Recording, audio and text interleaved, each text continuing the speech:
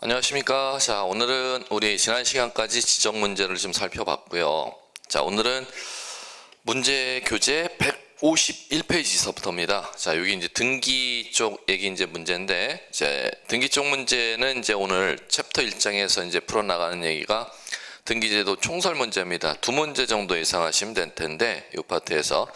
자, 이제 먼저 오늘 나가는 주제, 이제 어떤 주제를 갖다 문제 낼 것인지 큰 밑그림은 이제 여러분들이 알아두셔야죠. 자, 이제 보시면 요 1장의 등기 제도 총설에서 이제 나오는 얘기가 첫 번째 무엇을 출제하느냐? 부동산 등기. 자, 부동산 등기 개념 묻기 문제를 묻습니다. 이 개념 묻기 문제에서는 꼭 출제하는 게 25, 26 개별 지문 독립된 문제로 출제는 안 하는데 지문으로 항상 들어가게 되어 있습니다. 단일 법조문인데 등기 효력 발생 시기가 이거에 바뀌었기 때문에 그 등기 효력 발생 시점을 갖다 묻는 지문을 꼭 물을 겁니다. 자, 그다음에 두 번째는 이제 독립적인 주제로 이제 출제되는 것들이 등기 제도라는 게 우리나라 등기 제도가 어떻게 운영되는지 우리나라 등기 제도 특징과 관련된 문제인데 요거는 이제 시험 대상이지만은 현재 시험에 지금 트렌드가 있고 과거에 출제했던 유형이 있는데 과거에 출제했던 유형이지 현재 이제 트렌드에는 시험 대상으로 들어간다 하더라도 문제 날 가능성은 희박하다. 옛날에는 간혹가다 출제했으나 현재는 출제되지 아니하니까 가볍게 이제 넘어가서 보시면 될 거고 이제 조금 이따 같이 하나 풀어드릴게요. 자, 그다음에 세 번째는 자, 이 주제입니다. 우리나라 등기에서 등기의 분류, 등기 분류 작업을 할 줄 아셔야 돼요. 등기의 분류, 종류, 분류.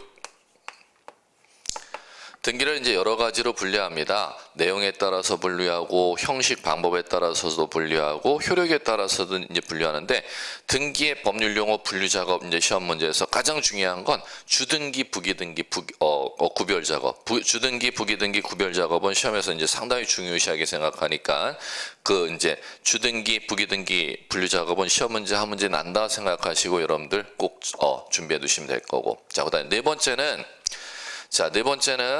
요 등기라는 걸 하게 되면 부동산 등기에서 부동산이라는 것에 대해서 토지 건물 등기를 치면 내가 토지에 대해서 건물에 대해서 등기를 하게 되면 법적으로 어떤 효력을 이제 부여해 주는지를 등기의 효력이라고 하는 겁니다. 자, 그다음에 마지막은 자, 등기라는 걸 이제 하면은 효력이 발생하는데 이 효력이 발생하기 위해서 갖춰야 될 법적 요건이 뭐야? 그게 등기의 유효 요건이라는 겁니다. 이렇게 5가지 주제가 이제 오늘 이제 이 시간에 3시간 동안 이제 펼쳐지는 주제인데 두 문제 정도가 출제되니까 이제 그 두 문제 정도 어느 거 출제되는지 이제 제가 짚어드릴 거고 그 다음에 개별 주제들이 이제 어떤 식으로 이제 문제 내는지 이제 저와 함께 같이 문항 접근해 보시면 될 겁니다. 이제 첫 번째 주제 부동산 등기 개념. 자, 여기에서는 자 문제 보시면은 151페이지 보시면 1번 문제 있어요. 그건 참고로만 보세요, 여러분들. 시험에 직접 상관없다. 참고로 한번 보시기 바라고. 2번이 별표입니다. 2번 문제. 다음 중 등기가 완료된 경우, 등기 마친 경우, 완료라는 말에 가려놓고 마친 이렇게 쓰세요. 등기 마친 경우 그 등기가 효력이 발생하는 시점은 언제입니까? 옳은 것은 단답으로 꼭 기억하셔야 돼요. 요거 자주 출제됐습니다. 등기 마쳤을 때 효력 발생하는 시점은 과거로 거슬러 올라가서 그 등기를 갖다 해달라고 등기소에 서류 집어넣었을 때로 소급하 효력 발생합니다. 그걸 법률용어로 접수다 이렇게 부르는 거죠. 자, 그러면 1번 정답. 등기 신청을 접수한 때 효력 발생합니다. 자, 다시 한번.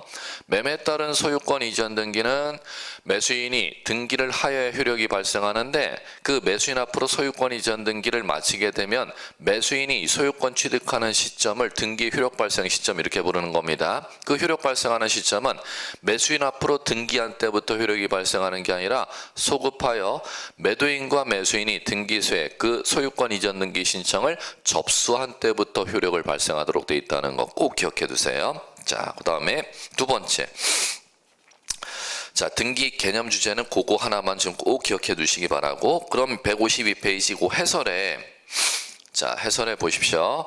등기 접수 시기 형광펜 신청 정보가 전산정보 처리 조직에 저장된 때 접수된 것으로 봅니다. 그 다음에 등기 효력 발생 시기, 등기 마친 때, 등기 마치게 되면은 효력이 언제 발생한다? 접수한 때 효력 발생한다는 거. 그럼 또 하나, 접수 시기는 언제? 신청하는 서류가 등기소에 있는 컴퓨터에 기록 저장된 때 접수된 것으로 봅니다. 자, 그렇게 이제 그거만 좀 꼭 기억해 두시면 될 것 같고, 그 다음에 152페이지 3번 문제하고 4번 문제, 5번 문제 세 문제가 지금 이거 주제입니다.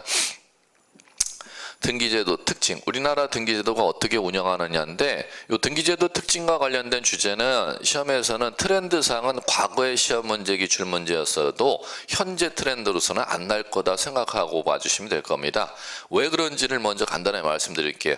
옛날에는 민법과 등기법, 실체법과 절차법을 구별하지 아니하고 절차법을 전문적으로 하는 분들이 없었기 때문에 실체법의 지식을 물었습니다. 민법의 지식을, 물권법의 지식을 기초를 물었다는 거죠. 그런데 현재는 등기를 갖다가 이제 시험 제도가 어느 정도 완성되니까 실체법 주제를 묻지 아니하고 등기 순수한 절차법의 문제로 12문제가 다 출제되기 때문에 현재는 출제가 거의 가능성이 없는 주제인데 시험 대상이니까 한번 옛날 문제 푸는 측면에서 한번 눈으로 접근하자 측면으로 보시면 될 겁니다. 자, 이제 갈게요. 3, 4, 5가 있는데, 자, 거기에서 우리나라 등기제도 특징 나오는 것이 152페이지에 그 3번 문제 해설이 있죠. 뭐 참고 삼아서 이런 용어가 있다 정도만 눈으로 봐주시면 되지, 그걸 뭐 암기하거나 그러진 마시라는 거예요. 트렌드가 과거의 트렌드 이제 주제이기 때문에. 자, 이제 문제 한 문제 정도로 접근하면 좋답니다. 153페이지 5번 문제가 과거의 기출 문제였습니다. 한 15년 전 기출 문제입니다. 자, 갈게요. 우리나라 부동산 등기제도 틀린 거. 1. 등기부는 원칙적으로 한동 건물에 대해서 일용지를 사용하지만, 자, 그거 용어 좀 고쳐주세요. 한동 건물에 일용지를 사용하지만에서 한 개의 건물에 일용지를 사용하지만, 이렇게 용어를 좀 고쳐주시고, 쉼표, 한동 건물을 구분한 건물에 있어서는 꼭 맞습니다. 한동 건물에 속하는 전부의 일용지 사용한다. 이렇게 용어를 고쳐주시면 될 거예요. 자, 이건 무슨 얘기냐면은, 자, 등기 기록에서 1등기 기록을 사용할 때 1등기 기록을 뭐에 1등기 기록을 두도록 되어 있느냐면은, 자, 갈게요. 토지에 대해서는 한 필지에 대해서 1등기 기록을 두도록 되어 있어. 땅을 등기 기록 만들 때는 한 필지마다 하나의 등기 기록. 그 다음에 건물의 등기 기록 둘 때는 한동이 아니라 그게 예전의 용어고 예전 기출문제 그대로, 현재는 용어가 이렇게 바뀌었죠. 한 개 건물마다 1등기 기록 둔다, 이렇게 돼 있어요. 그러면 한 필지 토지 또는 한 개 건물에 1등기 기록 만들어주는 방식을 1부동산 1등기 기록주의, 이렇게 용어 사용하는 것입니다. 그런데 자, 요거 이거 한 개 건물이 아니라 한 동의 건물을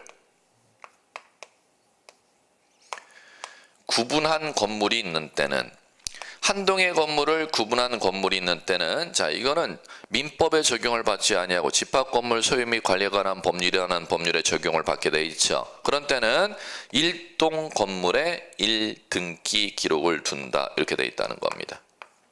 이렇게. 자, 그럼 일반 건물은 한 개 건물마다 1등기 기록을 만들어 주는데, 한 동 건물을 구분한 건물에 있어서는 뭐에 1등기 기록 둔다? 한 동 건물 전부에 1등기 기록 둔다. 이렇게 정리를 좀 해주셔야 될 거고. 자, 그 다음에 2번 갈게요. 5번에 2번. 법률에 다른 규정이 있는 경우 제외하고는 당사자 신청 촉탁이 없으면 등기하지 못한다. 이것을 갖다가 우리나라 등기는 신청주의 원칙이다라는 용어를 사용하죠. 자, 그 다음에 3번. 등기관은 신청서에 기록된 사항이 실체적 내용과 맞는지를 심사할 권한은 없어. 이것을 갖다 뭐라고 용어 사용하는? 형식적 조사권, 형식적 심사권, 이렇게 용어 사용해요. 자, 그 다음 4번. 성립요건주의를 취하는 현행민법에서는, 성립요건주의를 취하는 현행민법에 현행민법 이렇게 밑줄 쳐두시고 186 이렇게 써두시면 되겠죠. 민법 186조 법조문을 갖다 성립요건주의 또는 효력발생요건주의라고도 읽었습니다. 그러면 이걸 왜 두 가지 용어를 다 사용하느냐 하면, 민법 법조문을 해석하는, 실체법의 법조문을 해석하는 학자마다 민법 186조가 법률행위에 있어서 등기가 성립요건인지 효력발생요건인지가 해석이 이견이 있기 때문에 성립요건주의라고도 얘기하는 분이 있고 효력발생요건주의라고도 얘기하는 분이 있으니까 두 가지 용어가 다 맞는다 이렇게 생각하셔야 돼. 등기는 물건변동의 성립요건주의야, 또는 등기는 물건변동의 효력발생요건주의, 이렇게 용어 사용하시면 됩니다. 그런데 법률 규정으로 인해 소유권을 취득하는 경우도 등기하여야 물권 변동의 효력이 생긴다. X, 정답 4번입니다. 성립요건주의냐 효력발생요건주의라는 용어는 법률 행위로 인해서, 거래로 인해서 등기했을 때만 적용되는 얘기지 법률 규정으로 인해서 등기했을 때는 적용되는 얘기가 아니기 때문에 4번 X. 정답은 4번. 5번, 매수인이 등기부 기록을 믿고, 등기부 기록을 믿다는 것은 등기 기록을 공신력이라고 하잖아요. 등기 기록을 믿고 거래한 자를 보호해 주는 걸 공신력 이렇게 사용하죠.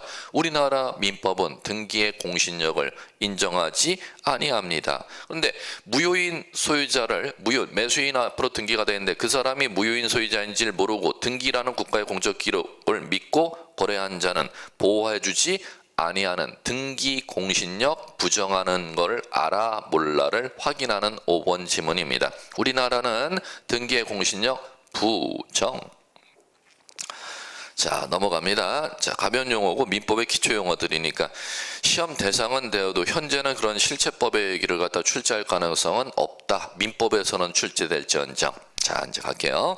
154페이지. 자, 이제 여기서부터 등기법의 순수한 이제 시험 주제로 또 이제 들어옵니다. 6번서부터, 여러분들 6번서부터 몇 번까지냐면은,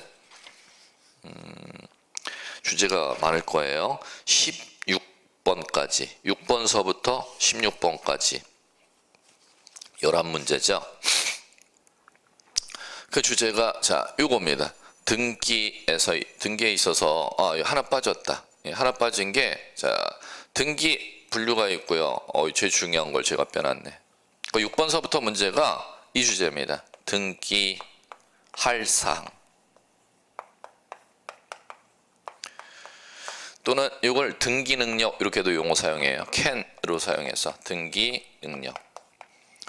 1장에 나오는 시험 주제가 이렇게 6개가 있는데 꼭 반드시 어떠한 일이 있다 하더라도 반드시 출제되는 주제가 있습니다. 그게 지금 이제 여러분들 교재에서 6번서부터 16번까지 다룰 등기할 사항 등기 능력은 반드시 한 문제를 출제합니다. 자, 이제 그렇기 때문에 거기에서 문제집에서도 문항수 배당이 11문제나 배당되어 있는 겁니다. 이제 가볼게요.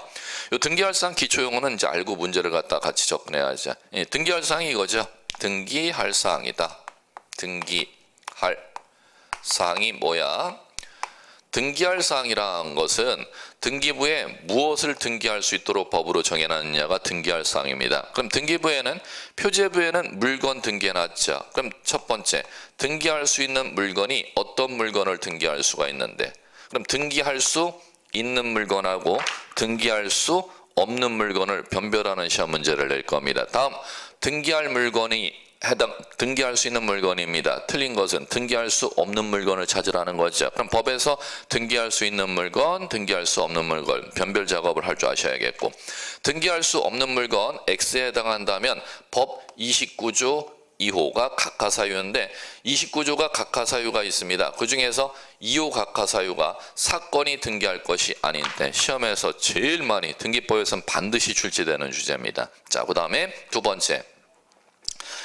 번째는 등기할 수 있는 권리가 있습니다. 등기할 수 있는 권리라는 것은 등기법에는 법전에 등기부에 갑구을구라는 데다 재산권의 이름을 등기하지 않습니까? 그럼 갑구을구에 등기할 수 있는 재산권의 종류를 법에서 정해놨습니다. 몇 가지 재산권을 등기할 수가 있느냐? 그걸 등기할 수 있는 권리라고 하는 겁니다. 그럼 마찬가지로 법에서 등기할 수 있는 권리는 이걸 등기할 수 있도록 정해져 있죠. 소유권, 지상권, 지역권, 전세권, 처당권, 임차권, 환매권, 권리질권, 채권, 담보권 해놓고 총 9가지 권리를 등기할 수 있어요. 그럼 그 9가지 권리를 꼭 기억하고 계셔야 9가지 권리에 해당하지 아니한 때는 등기할 수 없다. 그럼 당연히 시험에서는 등기할 수 있는 물건과 등기할 수 없는 물건 변별하는 주제, 등기할 수 있는 권리 9개와 등기할 수 없는 권리 변별하는 주제. 그럼 등기할 수 없는 권리라면 똑같이 적용된다는 거죠. 법 29조 2호 사건이 등기할 것이 아닌 때에 해당하여 각하. 자, 세 번째는 등기할 수 있는 권리 변동입니다. 등기할 수 있는 권리 변동에 해당하는지 등기할 수 없는 권리 변동에 해당하여서 29조 2호 사유로 각하하는지 이 세 가지를 변별해 나가는 게 법률용어 등기할 사항이라고 하는 겁니다. 반드시 한 문제 이상이 꼭 해당되는 주제니까 이제 하나씩 이제 풀어가 볼게요. 자, 154페이지 6번. 특례법에 의해서 일정한 요건을 갖춘 경우 부동산 등기법상 등기의 대상이 되는 것은 특례법이라고 제시해놨어요. 기출문제인데 특례법은 자 뭐를 따로 등기할 수 있도록 되어 있냐면 요겁니다. 부동산 등기법에 등기할 수 있는 물건은 어떤 물건만 등기할 수 있도록 법에 정해져 있다? 두 가지 물건. 부동산 등기법에 등기할 수 있는 물건은 토지와 건물이라는 물건입니다. 그러면 부동산 등기법의 특별법에 의해서 특별법을 제정해서 토지 건물이 아님에도 불구하고 따로 등기할 수 있는 특별법을 제정해 놓은 게 무엇을 등기하기 위해서 특별법을 따로 제정했느냐면 축사요. 축사.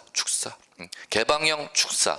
개방형 축사는 그럼 부동산 등기법에 의해서는 등기를 못합니다. 왜 그러냐면은 여러분들이 민법에서 건물을 배우셨죠. 건물의 소유권이 성립되려면 지붕과 기둥과 외벽이 형성이 되어야 건물 소유권이 성립되죠. 그러면 개방형 축사 같은 경우는 외벽이 없다면은 독립된 건물로 등기를 할 수가 없다는 겁니다. 그렇기 때문에 그 개방형 축사를 갖다가 독립적으로 등기할 수 있기 위해서 특별법을 따로 제정해 놔서 이걸 등기할 수 있도록 법률을 특례법으로 따로 제정해 놓은 겁니다. 단답으로 인식하셔야 돼요. 5번. 자, 개방형 축사. 그러면 나머지 1, 2, 3, 4는 등기할 수 없는 물건들. 자, 그 다음에 7번. 집합 건물 등기 틀린 거. 집합 건물 등기 틀린 거. 자, 이건 이제 이 기출 문제는 뭐를 물은 거냐면 요거예요. 집합 건물 등기라는 건 한 동의 건물을 구분한 건물인데 요거를 규율하기 위해서 독립적으로 제정해 놓은 등기법과는 상관없습니다. 민사특별법의 이름을 여러분 시험변에서 이렇게 배우셨죠.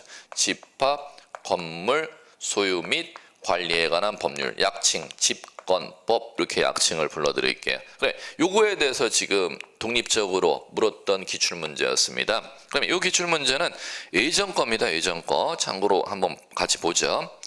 1. 집합 건물의 전유 부분에 대해서는 소유권 이전 등기하면 구조상 공용 부분의 소유권을 취득한다. 전유 부분 취득하면 공용 부분 당연 취득. 5. 2. 벽에 물리적으로 분리되지 아니한 평면 매장도 일정한 요건을 갖춘 경우 구분 소유권 등기할 수가 있다. 이 얘기는 뭐냐면은 구조상 독립성이 없어도 이용상 독립성이 있으면 등기할 수 있도록 만들어 놓은 게 여러분들 복합 쇼핑몰 상가를 생각하시면 돼요. 동대문에 가면 두타 같은 데가 다른 가게 매장과 바닥에 금만 그어져 있으면 다른 점포 5평 정도의 가게 바닥에 층마다 점포에 매장 금만 그어져 있죠. 그럼 옆 매장과 당연히 칸막이는 쳐져 있지 않아도 바닥에 금 그어놓은 5평 정도를 갖다가 독립적으로 소유권을 만들어 준다는 겁니다. 그걸 구분 점포 이렇게 불러요. 자, 그 다음에 3번. 집합 건물 등기부에 대지권 등기를 한 때는 그 등기가 하는 권리의 목적인 토지 등기 기록 갑굴구에 대지권인 취지를 등기해야 된다 이렇게 나오는데 대지권인 취지라는 글자를 갖다 바꾸셔야 돼요. 이 용어를 뭐로 바꾸셔야 되느냐 하면은 이렇게 개정되었죠. 대지권이라는 뜻을 직권으로 등기하여야 한다. 대지권인 취지를 용어 고치셔야 돼요. 수정. 대지권이라는 뜻. 틀린 게 아니라 용어가 바뀌었습니다. 대지권이라는 뜻 이렇게 용어를 수정해 주시고 4번 구분 건물에 관한 등기함에 있어서 복도나 계단은 구분 소유권을 목적으로 등기할 수가 없습니다. 왜냐하면 구조상 공용 부분이니까. 그럼 다 맞았으면 5번이 틀렸습니다. X. 구조상 이용상 독립성 있는 건물을 소유한 자는 구분 건물로 등기하여야 한다 아니라 할 수 있다 이렇게 가야겠죠. 왜? 구분 행위, 구분 소유 의사가 있으면 구분 건물로 등기할 수가 있는 것이고 구분 행위, 구분 소유 의사가 없으면은 일반 건물로 등기할 수 있는 것이고 이렇게 용어 읽어 나가시면 돼요. 자, 그다음에 자, 8번 여러분한테 맡길게요. 자, 9번 156페이지 9번. 등기법 기초에서 상당히 중요합니다. 156페이지 9번. 부동산 일부에 등기할 수 있는 거, 틀린 거. 자, 가볼게요. 요거는 이 얘기죠. 등기부에 등기할 수 있는 물건에 대해 이 물건에 대해서 권리를 등기한다면 이 물건 전부의 권리가 성립되는 게 원칙인데 물건 일부를 목적으로 권리를 등기할 수 있는 게 있다는 겁니다. 이걸 이제 1번과 2번을 결합하는 이제 주제입니다. 자, 이제 이렇게 가볼게요. 두 가지를 이제 보셔야 되는데 등기할 수 있는 것과 등기할 수 없는 것을 갖다 변별 작업을 좀 이렇게 좀 꼭 해주세요. 이게 제일 많이 나니까. 자, 첫 번째. 자, 부동산 일부라는 단어가 첫 번째 나와야겠고 부동산 일부는 어렵게 생각하지 마시고 시험에서는 이 용어로 나오는데 이 용어가 자, 안 와닿는다면 가려놓고 자, 노량진동 10번지 필지가 200제곱미터인데 노량진동 10번지 필지 200제곱미터 중 자, 반쪽 100제곱미터 부분을 갖다가 법률 용어로 가리킬 때는 시험 용어가 부동산 일부라고 용어 나옵니다. 그러면 시험에서는 직접 200제곱미터 10번지 필지 땅 중 100제곱미터 이렇게 가리키면 좋겠는데 이런 식으로 용어를 안 냅니다. 어떤 용어로 내느냐? 부동산 일부라고 용어를 냅니다. 그럼 부동산 일부에 대해서 가볼게요. 자, 갑니다. 부동산 일부를 목적으로는 자, O는 등기할 수 있는 거, X는 등기 못하는 거. 자, 가볼게요. 노량진동 10번지 필지 200제곱미터 중 100제곱미터에 대해서는 자, 소유권 보존 등기 절대 못하죠. 왜? 소유권의 객체는 200제곱미터인 한 필지가 객체이기 때문에 한 필지 일부를 목적으로서는 소유권 보존 등기할 수가 없다는 겁니다. 또 하나, 자, 저당권 설정 등기 절대 못하죠. 노량진동 자 10번지 필지 200제곱미터 땅을 가진 소유자가 은행에 가서 5억 대출 받는 데 대해서 200제곱미터 자기 땅이 20억짜리니까 담보 가치가 충분하니까 나 반 정도만 담보 잡히고 5억 빌릴 수 내 땅 20억짜리인데 뭐로 땅을 다 담보 잡혀 내 땅 한 반 정도만 담보 잡혀도 5억 대출은 충분해. 그러면 내 땅을 200제곱미터 10번지 필지 땅이 있는데 반 정도만 담보로 집어넣고 대출 좀 신청하는 겁니다. 그게 되냐는 얘기예요. 그게 법률 용어로 부동산 일부를 목적으로 하는 저당 설정 등기라. 절대 안 돼요. 왜 그러냐면 소유권과 저당권이라는 물건은 민법에서 일물일권주의가 적용되기 때문에 한 필지 한 동 건물 일부 부동산 일부를 목적으로 하는 저당 설정 소유권 보존 등기할 수 없다는 겁니다. 이걸 시험에서 정말 많이 내요. 그러면 한 부동산 일부를 목적으로 소유권 보존 등기나 저당권 설정 등기 신청이 들어왔을 때는 이렇게 시험에서 낸다는 겁니다. 등기할 수가 없고 부동산 등기법 29조가 각하사유라 했죠. 2호가 반드시 시험에 나는 각하사유입니다. 사건이 등기할 것이 아닌 때에 해당하여 각하하도록 되어 있습니다. 요거 자리를 꼭 기억해 두시고 자 이제 두 번째 정리해야 될 거. 그러면 물건인데도 부동산 노량진동 200제곱미터의 땅에 대해서 재산권이 성립돼야 되는 게 원칙인데 노량진동 200제곱미터에 성립되는 재산권임에도 불구하고 100제곱미터 부분에 성립될 수 있는 재산권도 있어? 하면 있어 하셔야 돼요. 그러면 이게 예외라는 것이죠. 요게 요 예외에 해당하는 게 여러분들 이렇게 가야죠.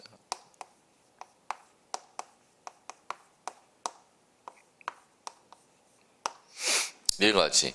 지상권, 지역권, 전세권, 임차권 네 가지는 부동산 200제곱미터 노량진 땅에 다 성립할 수 있는 권리의 이름들이란 말이에요. 그런데 노량진동 10번지 200제곱미터 땅에 반드시 성립해야 된다.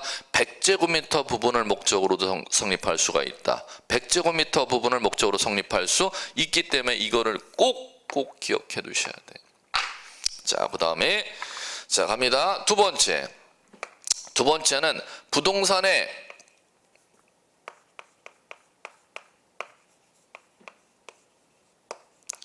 공유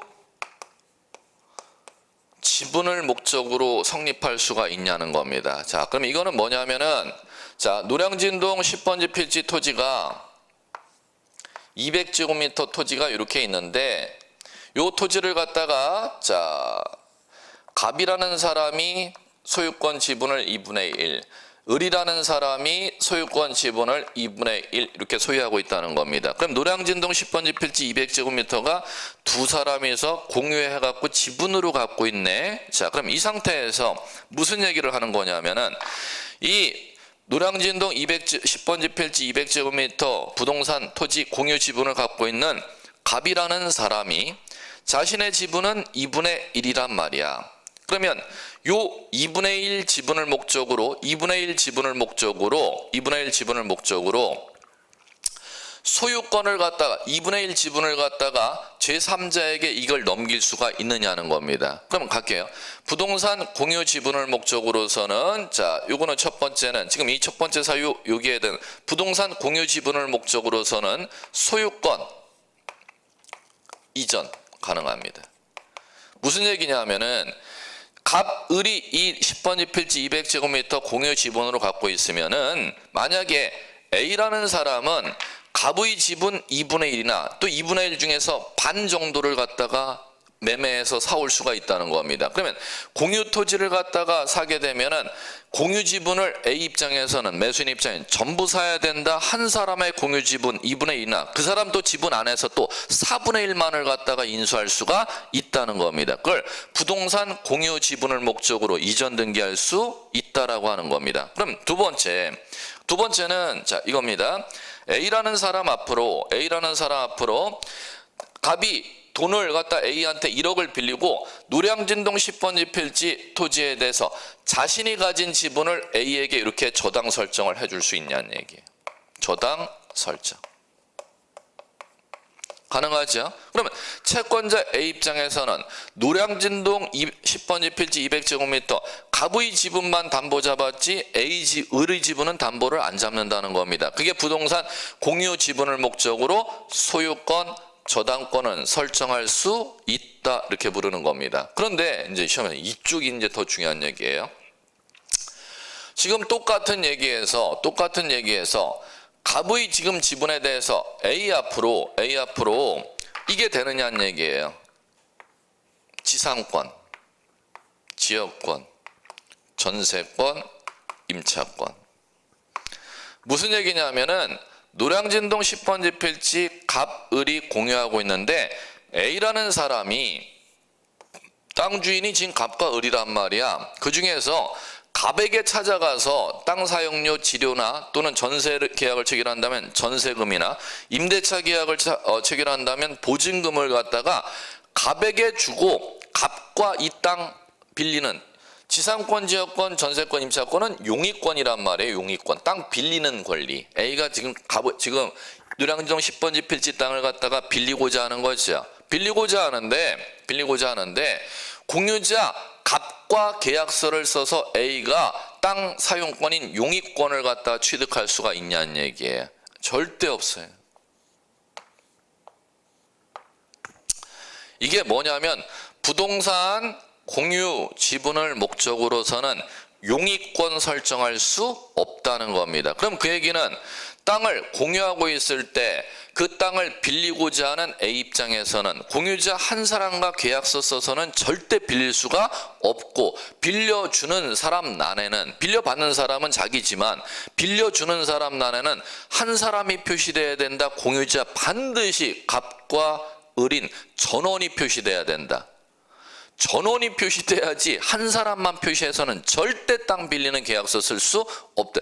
시험에서 제일 중요하게 생각합니다. 그럼 만약에 자, A가 한 사람의 지분을 잡고는 담보를 잡을 수가 있는데 한 사람과 계약서는, 땅 빌리는 계약서는 절대 쓸 수 없도록 돼 있다는 겁니다. 이게 제일 많이 나오는 시험의 가장 기초 구조니까 지금 이 구조를 좀 꼭 기억해 두시기 바라고, 부동산 일부에 대해서는 용의권 설정 가능, 부동산 일부를 목적으로선 소유권 보증 저당 설정 불가능, 부동산 공유 지분을 목적으로는 소유권 이전 저당 설정 가능, 부동산 공유 지분을 목적으로선 용익권 설정 불가능. 요걸 꼭 정리 작업해 주시기 바라요. 자, 그러면은 9번 갑니다. 자, 9번은 이제 요거를 풀기 위한 가장 기초의 최하 베이스 주제니까. 자, 이제 가볼게요. 부동산 일부 등기할 수 있는 거, 틀린 거. 1. 부동산 토지 일부 저당 설정이니까 번지수가 어딘지 찾아보세요. 부동산 일부의 저당 설정이면 지금 여기잖아요. 그럼 등기할 수가 없다.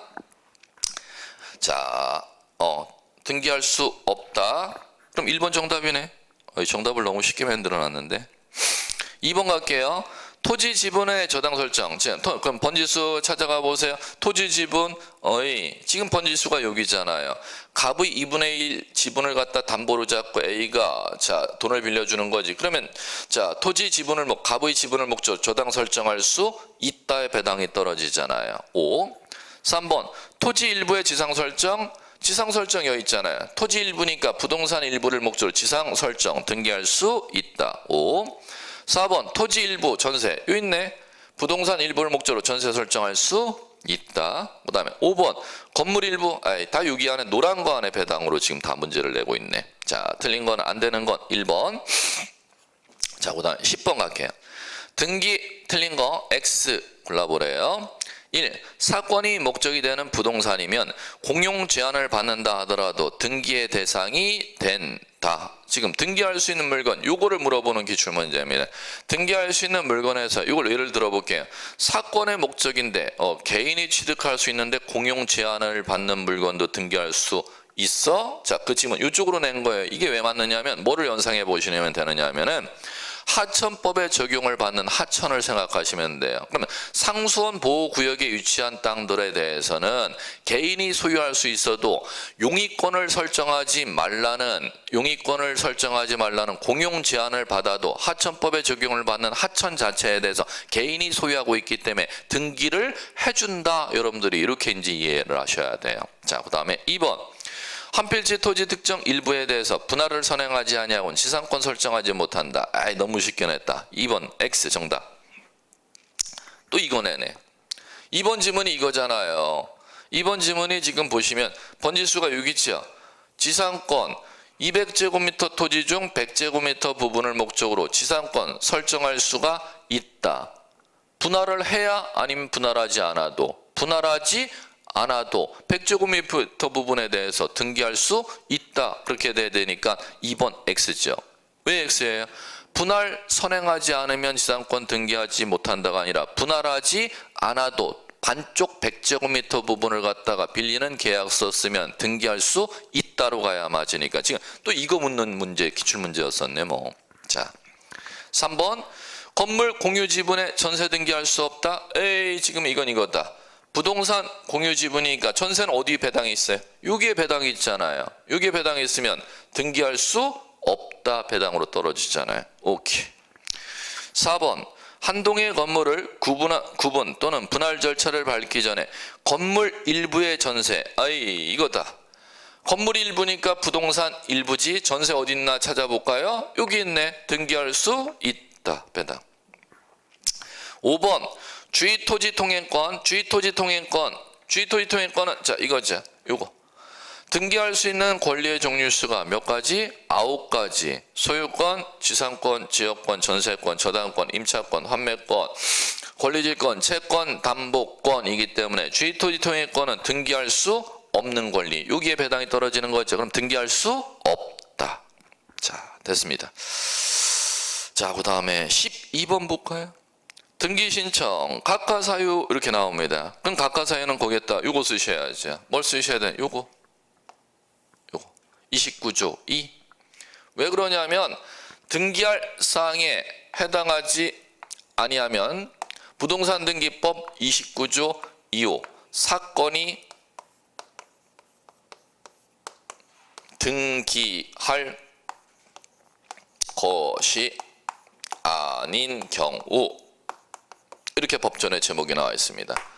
사건이 등기할 것이 아닌 경우로 각 각하하도록 되어 있습니다. 등기할 물건이 아니거나 등기할 권리가 아니거나 등기할 권리 변동이 아닌 X 빨간 거에 해당하는 때는 다 뭐에 해당하여 각하하도록 되어 있냐? 부동산 등기법 29조 2호, 29조 2호, 29조 2호가 뭐라고 되어 있냐면 법조문 제목이 사건이 등기할 것이 아닌 경우라고 나와 있습니다. 그러면 자, 등기 신청 각하사유에 해당하는 모두 골라보세요. 자, 기억번 가등기에 따른 본등기 금지 가처분 29조 2 각하. 니은 소유권 이전 등기 말소 청구권 보존하기 위한 가등기 신청. 요거 물권적 청구권을 보존하기 위한 거니까 가등기할 수가 없으니까 사건이 등기할 것이 아닌 때에 해당하여 각하. 디귿 저당권은 피담보 채권과 분리 양도하지 못하도록 되어 있죠. 그럼 저당권을 피담보 채권과 분리 양도해달라는 등기 신청이 들어왔으니까 사건이 등기할 것이 아닌 때에 해당하여 각하. 그럼 기억, 니은, 디귿 다 29조 2호로 각하네. 마지막 리을 일부 지분에 대해서 소유권 보존 등기. 부동산 일부 지분을 목적으로 두 사람이 건물을 공유하고 있어 공유자 한 사람의 지분을 목적으로 보존 등기는 사건이 등기할 것이 아닌 때에 해당하여 각하. 그러면 기억, 니은, 디귿, 리을 모두 다 네 가지가 29조 2호 사유로 각하되는 사유들입니다. 그러면 다 골라야 되네. 기억, 니은, 디귿, 리을. 자, 넘겨보십시오. 넘겨보시면은 또 연습해라고 해놨네. 13번 등기 가능한 것은 이렇게 물었죠. 그러면 이제 이 기출문제 보세요. 24에 등기 가능한 것은 지금 이걸 얘기하는 거잖아요. 등기할 사항. 그럼 이제 뭐를 찾아내라는 거예요? 등기할 사항인 게 동그라미죠. 등기할 사항 아닌 게 빨간 거잖아요. 지금 동그라미와 빨간 거를 갖다가 변별하는 변별력을 갖다 시험에서 묻잖아요. 자, 이제 가볼게요. 1번 갑소유 농지에 을 앞으로 전세 설정 등기 신청 들어왔어요. 자, 그러면 요거는 자, 요거죠. 요걸 묻는 겁니다. 요거. 변동. 전세 설정이란 전세권 설정이라는 권리 변동이 자, 물건 중 토지죠. 토지 중 뭐에 들어왔어요? 농지에 들어왔잖아요. 그럼 농지를 목적으로 하는 전세 설정은 등기할 사항, 등기할 사항이 아님. 등기할 사항 아니야. 왜? 농지에 대해서는 전세 설정하면은 강행 규정으로 무효라고 민법에 규정되어 있으니까. 그럼 강행 규정에 위반되는 전세 설정 등기 신청이 들어왔으니까 사건이 등기할 것이 아닌 때 29조 2 이렇게 쓰면 끝나는 거죠. 29조 2호로 각하잖아요. 2번 갑을 공유 건물에 갑 지분만 소유권 보존 등기 마찬가지죠. 29조 2 공유자 전원의 지분을 목적으로 소유권 보존 등기해야 될 거 아니에요. 3. 갑 공동상속인 갑과 을 중 갑이 자신의 상속분만에 대한 상속 등기 동일하죠. 한 사람의 1인 지분만 상속 등기 안 되니까 29조 2 각하. 4.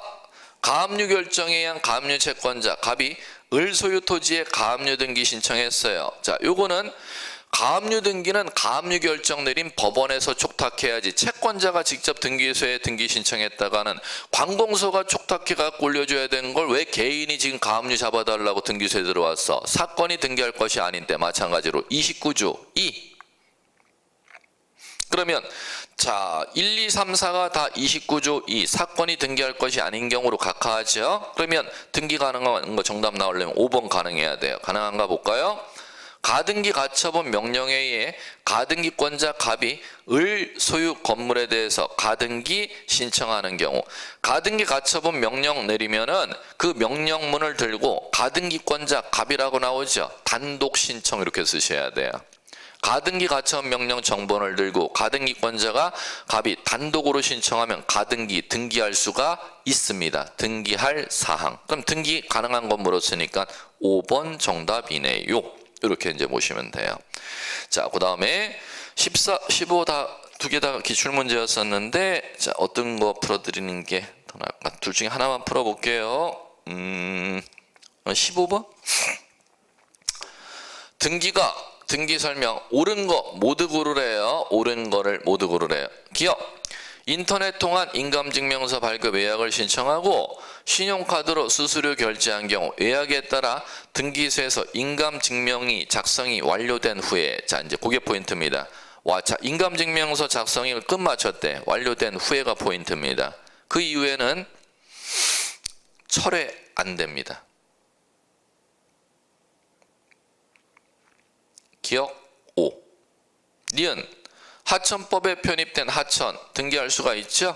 그러면 하천법에 편입된 토지에 대해서 아까 그런 거로 기출문제 나왔었는데 사건이 목적이 되는 토지에 대해서는 등기 가능하죠? 공용 제한을 받는다 하더라도 등기할 수가 있다가 지금 니은번입니다. 하천법에 적용을 받는 토지도 개인이 소유할 수 있으니까 소유권, 저당권 설정할 수 없다로 돼야 돼, 있다로 돼야 돼. 있다로 돼야 되는데 없다로 했으니까 X. 단 하천법에 적용을 받는 하천에 편입된 토지니까 어떤 공용 제한 받는다?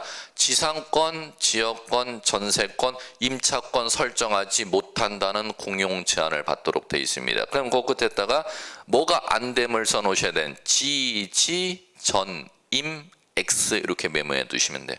소유권 저당권 설정은 가능합니다. 그런데 공용 제한 중 하천법에 뭐는 설정하지 못하도록 공용 제한을 만들어 놨냐면 지, 전, 임은 설정하지 못하도록 공용 제한을 두고 있어요. 하천법에. 그것까지를 물어요. 디귿번 해상 관광용 호텔은 요거 등기할 수 없는 물건이잖아. 등기할 수 없는 물건 X 있다 그랬으니까. 리을 주의토지 통행권은 등기할 수 있는 권리 없는 권리? 없는 권리니까 끝으로 가시면 돼요. 등기할 수 없다. 오. 그러면 옳은 거 나왔다. 기억번하고 니을번 나오는 거. 정답은 2번 쉽게 나왔고 미음번 갈게요. 이건 왜 틀리느냐? 한 필지 토지 일부를 목적으로 저당 지상권 등기할 수 있으나 에이 또 이거 물었잖아. 징그럽게 지금 기출문제에서 다 나오고 있잖아요. 지금 이 기초 작업이. 저당권은 일부에 가능 불가능? 불가능. 지상권은 가능해도 저당권은 일부에 할 수 없다로 가야 배당이 맞잖아요. 그러면은 5가 되는 건 기억번과 니을번. 자, 한 문제만 더 해볼게요. 160페이지. 자, 16번 가볼게요. 16번. 자, 요거는 예전 기출 문제였었는데 지금에서는 뭐 여러분들 신경 안 쓰셔도 돼요. 제가 말씀드렸죠.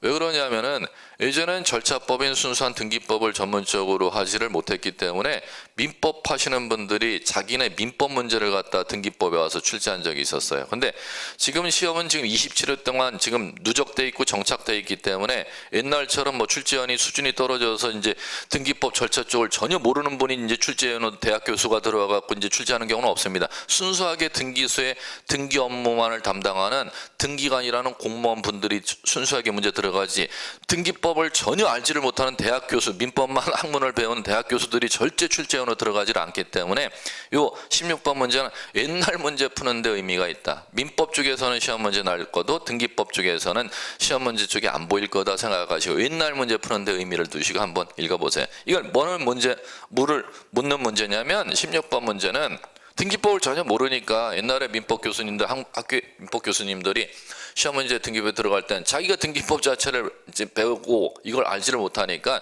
민법에 이걸 물었어요. 민법에 186조하고 187조 변별할 줄 알아 몰라 이거 조문을 묻는 거예요. 그럴 때 이제 여러분 시험에서도 이 지금 문제는 과거에는 등기법에서 보이는 문제라 하더라도 이제 현재는 지금 민법에서 시험지에서는 등장하지 등기법에서는 등장 안 할 거야 생각하고 어차피 여러분들이 민법도 시험 보니까 그 측면에서 민법 공부한다 생각하시고 한번 눈으로 짚어보자는 측면에서 보라는 겁니다. 민법 186조는 등기하라고 해놨어요. 등기하지 말라 안 해도 된다 그랬어요. 등기하라고 해놨잖아. 민법 187조는 등기 안 해도 된다 그랬잖아. 그러면 이거야 변별하는 민법 문제가 지금 거기에 16번 문제입니다. 등기법의 문제는 아니고. 자 이제 가볼게요. 그러면 민법 문제인데 왜 등기법에 출제했는지를 제가 말씀드린 거예요. 이 과거의 이 문제가. 자 그다음에 1. 판례 계약 해제 이전 등기 말소하지 않아도 소유권은 매도인에게 당연히 복귀한다. 자 이거잖아요. 계약 해제하면은 등기해야 복귀한대요. 등기하지 않아도 복귀한대요. 1번 지문이 등기하지 않아도 복귀. 민법 187조에 적용받아 1번 지문 이렇게 써놨으니까 오지. 왜? 원인행위 실효로 인한 물건 복귀는 당연 복귀, 등기 하여야 복귀. 당연 복귀 이렇게 만들어 놨잖아요. 자, 2번. 자, 그러면 정답을 1번 쉽게 이렇게 싱겁게 만들어 놓으면 어떻게 하라고? 나머지 질문 읽지 말라고? 나머지 틀린 건 이제 확인해 보면 되지 뭐. 정답은 뭐 그냥 나왔고. 2번. 공유물 분할 제한하는 약정은 약정 나왔죠? 뭐 해야 효력이 생겨요? 제3자에게 등기하여야 제3자에게 효력이 생기는 거잖아요. X. 등기 없이도가 아니라 등기하여야. 3번. 상속포괄유증 보이네. 그러면 상속포괄유증은 배당이 1로 떨어지니까 187조로 떨어지니까 등기 없이도 문장이 나와야 맞아. 그런데 등기 없이도로 나오나? 오케이. 하여야 X. 등기 없이도 물건 변동 효력 생긴다. 이렇게 돼야 되잖아. 그다음 4. 판례에 따르면 이행 판결은 판결 확정이므로 권리 변동이 생긴다. 등기 없이도 권리 변동이 판결로 생겨? 에이, 이거잖아요. 민법 187조에 등기 없이도 물건 변동을 일으키는 판결은 형성 판결이야. 그럼 따라서 이행 판결은 민법 187조에 등기 없이도의 적용을 받는 게 아니라 등기 하여야 물건 변동을 일으키는 민법 186조의 적용을 받아. 다시 한번 형성 판결은 민법 187조에 등기 없이도, 이행 판결은 민법 186조에 등기 하여야 그 배당이 떨어지는 것이죠. 그러니까 4번도 X. 그다음 5번. 공익사업을 위한 토지 취득 및 보상에 관한 법률. 수용 나왔다. 에이, 그럼 나왔네. 수용이라는 단어는 민법 187조의 배당이 떨어지니까 등기 없이도의 배당이 떨어지지 않습니까? 등기하지 않아도 물건 변동 효력. 이렇게 이제 읽어나가면 되겠죠. 자, 됐습니다. 잠깐 쉬었다가 이제 17번 등기 분류 작업 잠깐 쉬었다 들어가 볼게요.